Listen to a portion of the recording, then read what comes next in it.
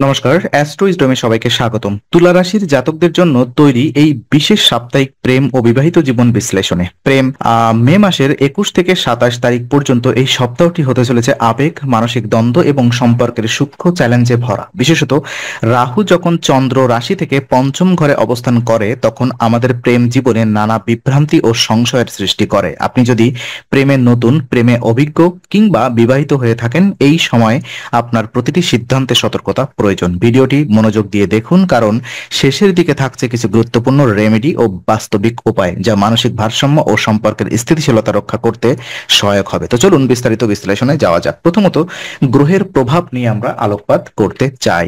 তো এই সপ্তাহে তুলা রাশির প্রেম জীবনে সবচেয়ে বড় প্রভাব ফেলছে রাহু গ্রহের অবস্থান। বর্তমানে রাহু চন্দ্র রাশি থেকে পঞ্চম ঘরে রয়েছে, যা প্রেম, রোমাঞ্চ, আবেগ ও সৃজনশীলতার ঘর হিসেবে পরিচিত। রাহু যখন এই ঘরে আসে তখন আবেগে যুক্ত হয় দ্বিধা, অস্পষ্টতা এবং মায়া। এটি এমন একটি সময় যখন জাতক বা জাতিকা হঠাৎ করে নিজের অনুভূতি সম্পর্কে সন্দিহান হয়ে পড়তে পারেন। বিশেষ করে যারা নতুন সম্পর্কে আছেন বা সম্পর্ক শুরু করতে চাইছেন তারা কিছুটা দ্বিধাগ্রস্ত থাকবেন। মনের ভেতরে নানা চিন্তা, অস্পষ্টতা তৈরি হবে, যেমন সে কি আমার সত্যি ভালোবাসে বা আমি কি সঠিক সিদ্ধান্ত নিচ্ছি। এই সব প্রশ্নে ভারে সম্পর্ক অনেক সময় ধীরে ধীরে দুর্বল হয়ে পড়ে। তুলা রাশির জাতকদের মধ্যে এই সময় আবেগের চেয়ে যুক্তিকে প্রাধান্য দেওয়া জরুরি, কারণ রাহু এমন বিভ্রান্তিকর শক্তি তৈরি করে যেখানে আবেগের বশবর্তী হয়ে নেওয়া সিদ্ধান্ত ভবিষ্যতে অনুশোচনার কারণ হতে পারে। আরেকটি বিষয়, পঞ্চম ঘর সন্তান ও সৃজনশীলতার ঘরও বটে, ফলে বিবাহিত দাম্পত্যের সন্তান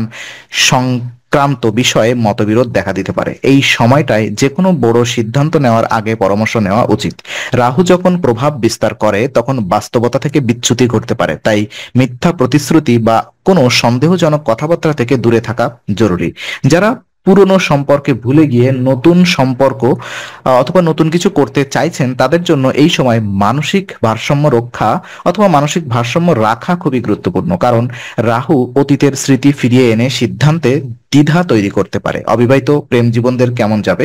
তো তুলা রাশির অবিবাহিত জন্য মে মাসের 21 থেকে 27 তারিখ সময়কালে প্রেমে নতুন আকর্ষণ, পুরনো স্মৃতির জাগরণ এবং চিন্তার অতিরিক্ত চাপের সময় হতে পারে। রাহুর প্রভাবে অনেকেই নতুন কারোর প্রতি হঠাৎ করে প্রবল আকর্ষণ অনুভব করতে পারেন, কিন্তু সেই আকর্ষণ বাস্তব না কল্পনা তা বোঝা কঠিন হয়ে দাঁড়াবে। আপনার ভেতরে একদিকে নতুন সম্পর্কে এগোনোর ইচ্ছা থাকবে, অন্যদিকে এই সম্পর্ক কি টিকবে, আমি কি ভুল করছি, এমন সব প্রশ্ন মনের ভিতরে ডালপালা মেলবে। ফলে সিদ্ধান্তহীনতা তৈরি হবে, যা প্রেমের সূচনায় বাধা হয়ে দাঁড়াতে পারে।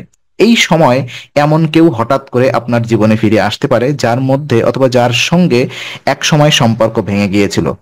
তার ফোন কল, মেসেজ বা সামাজিক মাধ্যমে উপস্থিতি আপনাকে বিভ্রান্ত করতে পারে। রাহুর কাজই হচ্ছে পুরনো স্মৃতি ফিরিয়ে এনে বর্তমানকে ঘোলাটে করে দেওয়া। এই অবস্থায় পরামর্শ হবে, স্থির থাকুন আর নিজের আবেগকে পর্যবেক্ষণ করুন, কিন্তু তার উপর ভরসা করে সিদ্ধান্ত নেবেন না। সম্ভব হলে কারোর সঙ্গে খোলামেলা আলোচনা করুন, হয় বন্ধু বান্ধব নয় আত্মীয় বা কাউন্সিলর। নিজের আত্মবিশ্বাস বজায় রাখুন এবং আত্মসম্মান ভুলে প্রেমে না জড়ান, কারণ এই সময় ভুল সিদ্ধান্ত নিলে ভবিষ্যতে মানসিক চাপ অনেক বেড়ে যেতে পারে। প্রেম জীবন কেমন যাবে, অর্থাৎ যারা কোনো রিলেশনশিপ এই মুহূর্তে বিলং করছেন, তো যারা ইতিমধ্যেই প্রেমের সম্পর্কে আছেন তাদের জন্য এই সপ্তাহটি বেশ সংবেদনশীল। বিশেষত ছোটখাটো বিষয় নিয়ে বড় মনোমালিন্য তৈরি হওয়ার প্রবণতা থাকবে। এটি হতে পারে ভুল বোঝাবুঝি, অতিরিক্ত আশা অথবা আবেগঘন প্রতিক্রিয়ার কারণে। রাহুর প্রভাবে সঙ্গীর ছোট কথা, যেমন তুমি ব্যস্ত অথবা তুমি খুব ব্যস্ত হয়ে গেছো বা তুমি আমাকে সময় দাও না, এই সব মন্তব্য খুব বেশি নেতিবাচকভাবে গ্রহণ করতে পারেন। আপনি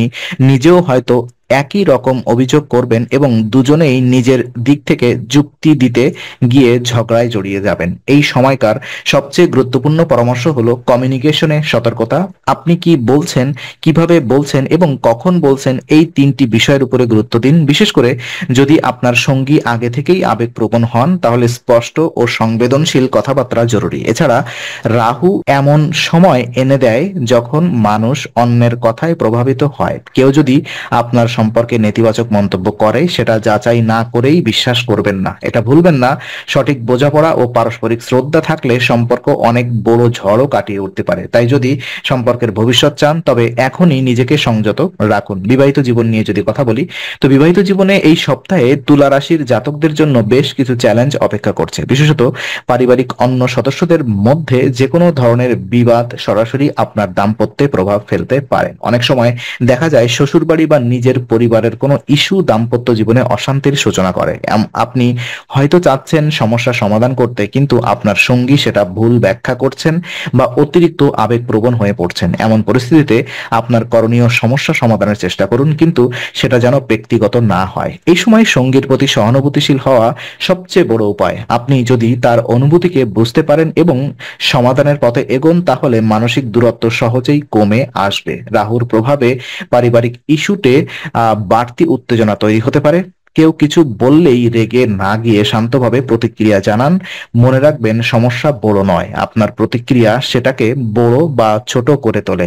এই সময় সঙ্গীর সঙ্গে একান্তে সময় কাটানো জরুরি।